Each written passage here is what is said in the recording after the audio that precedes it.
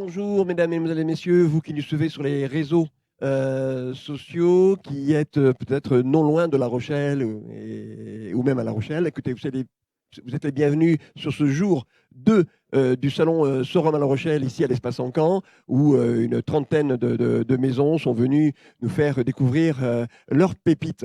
Jour 2, là, on va ouvrir dans quelques instants donc, au public. Les 2 premières heures étaient destinées aux professionnels qui ont pu effectivement venir rencontrer nos exposants. Et dans le cadre de nos interviews, la suite des interviews que l'on propose donc à nos exposants, aujourd'hui, j'ai le plaisir de recevoir donc, Laurent Papon, qui est donc un caviste de la région. Et l'idée, pour nous, c'était important que nous ayons non pas un caviste qui vienne de Bordeaux ou d'ailleurs, etc., qu'on fasse travailler effectivement les créateurs et les commerçants autour de La Rochelle. Laurent, merci déjà. Merci à vous d'avoir invité, ouais. Non, mais merci à toi de ta confiance, parce que c'est pas toujours facile de déplacer un caviste un week-end, parce que c'est aussi un jour où vous travaillez quand même beaucoup. Et donc, tu peux nous parler un petit peu de toi, de ton parcours, voilà, qu'est-ce que tu fais, et voilà. On a créé la cave il y a 10 ans après un parcours professionnel plus sur la production. Donc, moi, j'étais plutôt côté vigne, protection des cultures. Ma femme était côté chai, elle est maître de chai, l'œnologue, elle a vinifié 25 ans. Et on s'est retrouvés sur la partie commercialisation pour faire quelque chose pour nous, parce qu'on en avait marre de là où on était et on avait envie de bosser pour nous. Donc on a créé la cave. J'avais dans ma petite tête depuis le BTS, donc en 94-96, quand j'étais au fond de la classe, une idée d'ouvrir une cave un jour. Ça s'est fait en 2013, donc à la Gore. Et on a ouvert l'année dernière sur l'île de Ré, il y a 1 an et demi. Voilà. D'accord. Donc vous êtes tous les deux, chacun a une cave. Chacun une cave pour pas confondre. Voilà. Et donc vous proposez les mêmes marques, ou il y a une singularité à la Gore ou sur l'île de Ré? Sur l'île de Ré, il y a un peu plus de local parce que il y a un peu plus de touristes qui vont demander un peu plus de local. Moi, sur la Gore, j'ai très peu de touristes. C'est plus des clients qui sont du secteur. Donc là, voilà, j'ai pas trop de local, mais on a 700 références vin à peu près. On a 300 références PI, dont 150 whisky. Je suis plus whisky, mais j'ai un peu de rhum quand même. Non, mais tu vas y venir, t'inquiète. C'est bien parti pour. Et du gin, il y a que 2 spies que j'arrive pas à sélectionner, c'est la tequila et le mezcal, parce que j'arrive pas à les boire. Donc, oui, ouais, oh, mais... d'accord. Donc oui, donc bonjour, Susanna. C'est une famille, on dit bonjour à nos amis qui passent nous voir.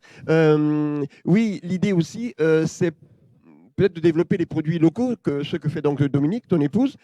C'est quoi les produits locaux il y a les vins de l'île de Ré, par exemple. Les vins de l'île de Ré, alors le cognac, forcément, j'en ai, parce que c'est des choses que j'aime, enfin, c'est des produits que j'aime. Il y a les vins, il y a pas mal de productions locales, il y a des eaux de vie un petit peu, il y a de la bière, il y a des pastis de l'île de Ré, par exemple. Voilà. Ça, c'est des choses qu'elle développe sur l'île, que j'ai moins à la cave. Qui marche bien. L'idée aujourd'hui, donc en référence de SPI, donc d'abord majorité donc whisky. Après, c'est un peu rhum. Après, c'est rhum. Il y a 70-80 références rhum à la cave. Quand je dis que j'aime moins, mais oui, tu en offres, tu en proposes plusieurs. C'est quoi tes marques phares de rhum Rhum, j'aime beaucoup JM. C'est ma Madeleine de Proust, en fait. Alors, oui. C'est pour ça que j'ai amené cette bouteille-là. Mais voilà, mon père a travaillé 4 ans en Guyane. Et il avait la Martinique et la Guadeloupe dans sa juridiction. Et donc voilà, il nous a fait découvrir JM. Et j'ai découvert comme ça JM. Et au rhum, j'y suis venu grâce à JM et grâce aux 15 ans de chez JM. Et ça, c'est les nouvelles cuvées. D'accord. Bon. T'inquiète pas, tu vas oublier JM. Mais non. Et on va passer sur la favorite. Ouais, et aussi sur la BD Trésor. La BD Trésor, là aussi. C'est magnifique. Il y a des choses aussi très, très, très jolies. C'est aussi l'objet de ces salons-là. C'est effectivement que les exposants et les pros découvrent d'autres produits éventuellement à référencer. Tu fais des rhums arrangés? On travaille un rhum arrangé, ouais. Et ça, c'est ma femme aussi qui l'a rentré parce que j'en voulais pas. Il y a du sucre et je suis Ouais, pas, t'es pas j'aime pas. fan. Voilà. Mais bon, après. C'est quelque chose de local? C'est un rhum local? Non, c'est fait sur Paris. D'accord. Ça s'appelle C'est Tricoche, hein, Ah oui, Tricoche, de HSE. c'est HSE, ouais. Ouais. C'est racheté par HSE De l'année notre- dernière, ouais. Ouais, de notre copain Cyril Lawson.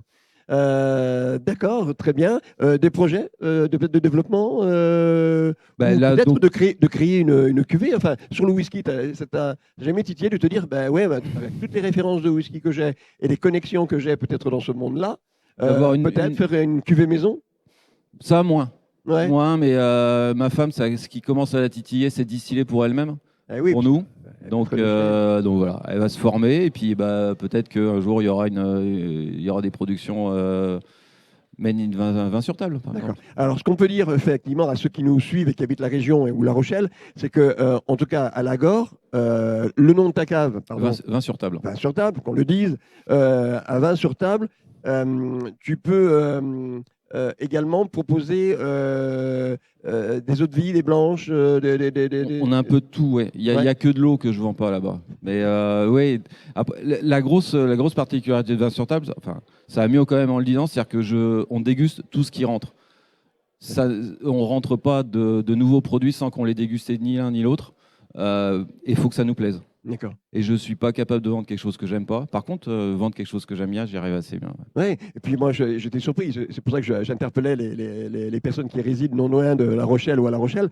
C'est que moi, j'étais surpris. Ça fait à peine 11 ans que Mm. tu es caviste Mm. et tu as déjà des pépites de Caroni, des pépites de la Favorite et des cuvées de Velier, de Luca Gargano. C'est juste incroyable. Comment tu t'es sourcé sur ces produits-là? Parce que Bah, elles ont plus de 11 ans. Je les ai achetés au début et puis parce que c'est l'envie de toujours bien faire et toujours mieux faire. Mm. Donc et on fait exactement la même chose sur les vins, c'est-à-dire qu'on va aller chercher les allocations parce que bah, ça nous plaît et c'est ça qui nous plaît. Mm. Alors que Dominique, c'est plus elle qui est chargée d'aller chercher sur les vins les pépites, les choses plutôt rares. Mm. Et au fur et à mesure, on rentre dans les maisons et petit à petit, l'oiseau fait son nid. On arrive justement à avoir des jolies pépites. Ouais. Bon. Voilà. Bon. Génial. Merci d'être venu à notre micro, sur notre plateau télé ici à La Rochelle-sur-Rhône. On a encore toute la journée à venir découvrir. Je vous invite vraiment à venir découvrir donc, le travail que font nos exposants et les propositions de rhum. Je vous dis, il y a des pépites, des rhums qui valent des milliers d'euros presque. Oui, il y en a une, 3 000 euros là, j'ai vu. Donc voilà, si jamais, effectivement, avec cette belle journée, vous voulez passer nous voir, n'hésitez pas. Merci beaucoup, Laurent, et bonne chance. Et puis à bientôt. À très bientôt, j'espère. Au Sorum 2. Au Sorum 2, et puis peut-être sur les ateliers à ta cave. Avec la favorite, pas de Avec la problème. favorite. Merci beaucoup. Merci à toi. Ciao, bye bye.